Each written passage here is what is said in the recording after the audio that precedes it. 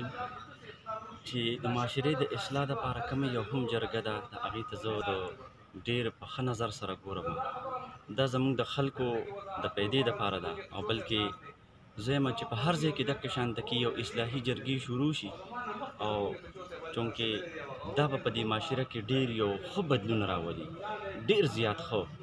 ځکه چې کوم خلک دې ایجوکیټ کوي نو په ایجوکیشن باندې په معاشرو کې تبدیلي راځي.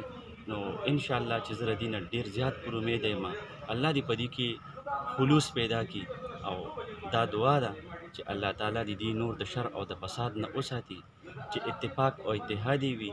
انشاءالله چې زه د دې نه ډېر پر امید یم چې انشاءالله هغه ورځ به لرې نه وي چې زموږ دا شب قدر دا ایریا بلکې دا ټوله سیمه دا به په دې روښانه شي او دا به دې چې کوم معاشرې کې کوم برایې دي، که هغه سود دی، که آیس دي یا نورې نشې دي، نو انشاءالله د هغې نه به پاکه وي، هغه ورځ لرې نه ده. عوامو نه به جي څه دا تعاون غواړم چې هر یو اصلاحي کم خلک راشي نو د دې د مدد وکړي، نه دا چې د دې د خپې ووهي.